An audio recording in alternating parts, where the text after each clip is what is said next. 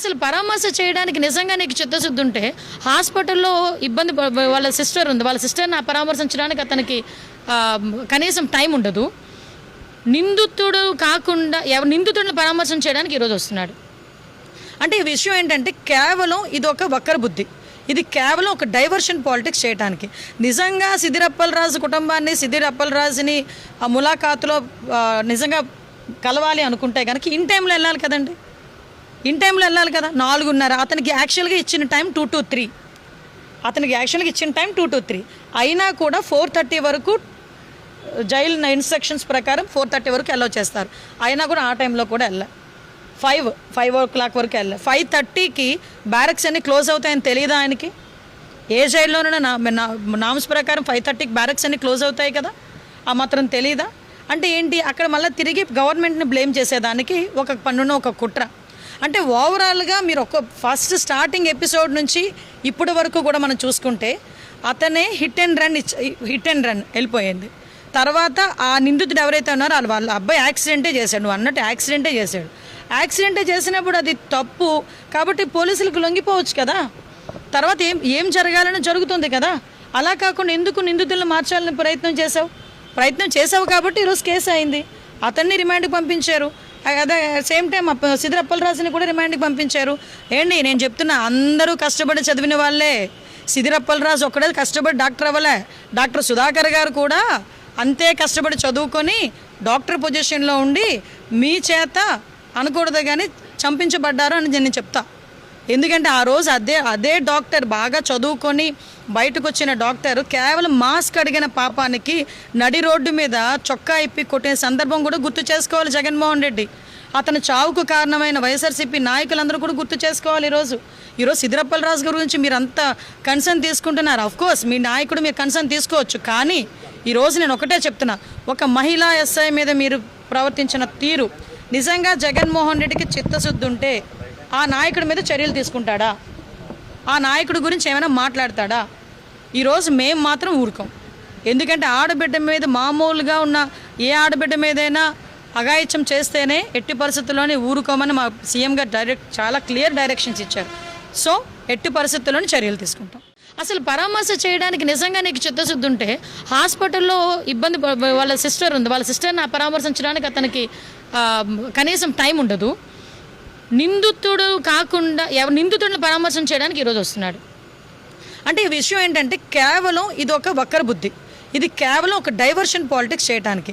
నిజంగా సిద్దిర్ అప్పలరాజు కుటుంబాన్ని, సిద్దిర్ అప్పలరాజుని ఆ ములాఖాతులో నిజంగా కలవాలి అనుకుంటే కనుక ఇన్ టైంలో వెళ్ళాలి కదండి, ఇన్ టైంలో వెళ్ళాలి కదా. 4:30 అతనికి యాక్చువల్గా ఇచ్చిన టైం 2 to 3, అతనికి యాక్చువల్గా ఇచ్చిన టైం 2 to 3 అయినా కూడా 4:30 వరకు జైలు ఇన్స్ట్రక్షన్స్ ప్రకారం 4:30 వరకు అలౌ చేస్తారు. అయినా కూడా ఆ టైంలో కూడా వెళ్ళా 5 o'clock వరకు వెళ్ళా. 5:30కి బ్యారక్స్ అన్ని క్లోజ్ అవుతాయని తెలియదా ఆయనకి?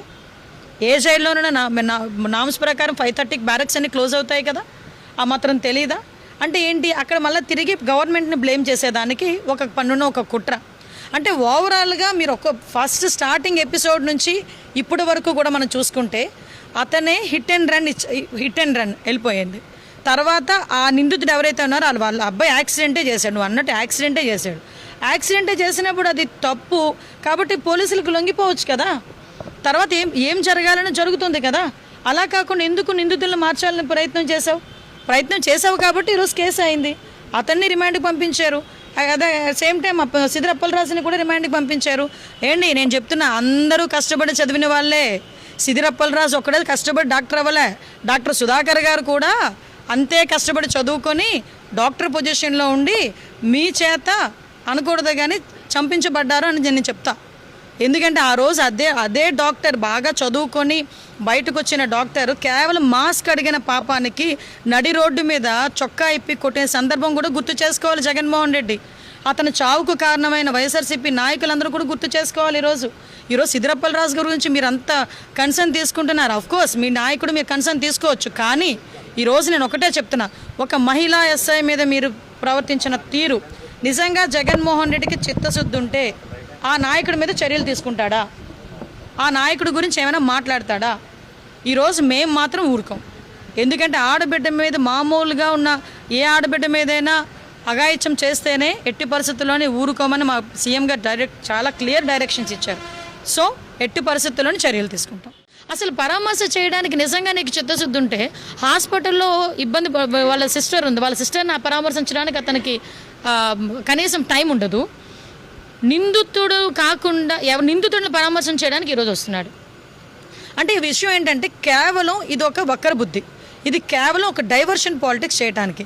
నిజంగా సిద్దిర్ అప్పలరాజు కుటుంబాన్ని, సిద్దిర్ అప్పలరాజుని ఆ ములాఖాతులో నిజంగా కలవాలి అనుకుంటే కనుక ఇన్ టైంలో వెళ్ళాలి కదండి, ఇన్ టైంలో వెళ్ళాలి కదా. 4:30 అతనికి యాక్చువల్గా ఇచ్చిన టైం 2 to 3, అతనికి యాక్చువల్గా ఇచ్చిన టైం 2 to 3 అయినా కూడా 4:30 వరకు జైలు ఇన్స్ట్రక్షన్స్ ప్రకారం 4:30 వరకు అలౌ చేస్తారు. అయినా కూడా ఆ టైంలో కూడా వెళ్ళాలి. 5 o'clock వరకు వెళ్ళాలి. 5:30కి బ్యారక్స్ అన్ని క్లోజ్ అవుతాయని తెలియదా ఆయనకి? ఏ జైల్లోనైనా నామ్స్ ప్రకారం 5:30కి బ్యారక్స్ అన్ని క్లోజ్ అవుతాయి కదా, ఆ మాత్రం తెలియదా? అంటే ఏంటి, అక్కడ మళ్ళీ తిరిగి గవర్నమెంట్ని బ్లేమ్ చేసేదానికి ఒక పన్నున ఒక కుట్ర. అంటే ఓవరాల్గా మీరు ఒక ఫస్ట్ స్టార్టింగ్ ఎపిసోడ్ నుంచి ఇప్పటి వరకు కూడా మనం చూసుకుంటే అతనే హిట్ అండ్ రన్ వెళ్ళిపోయింది. తర్వాత ఆ నిందితుడు ఎవరైతే ఉన్నారో వాళ్ళ అబ్బాయి యాక్సిడెంటే చేశాడు, నువ్వు అన్నట్టు యాక్సిడెంటే చేసినప్పుడు అది తప్పు కాబట్టి పోలీసులకు లొంగిపోవచ్చు కదా. తర్వాత ఏం జరగాలని జరుగుతుంది కదా. అలా కాకుండా ఎందుకు నిందితులను మార్చాలని ప్రయత్నం చేసావు కాబట్టి ఈరోజు కేసు అయింది. అతన్ని రిమాండ్కి పంపించారు. అదే సేమ్ టైం సిద్దిర్ అప్పలరాజుని కూడా రిమాండ్కి పంపించారు. ఏంటి నేను చెప్తున్నా, అందరూ కష్టపడి చదివిన వాళ్ళే.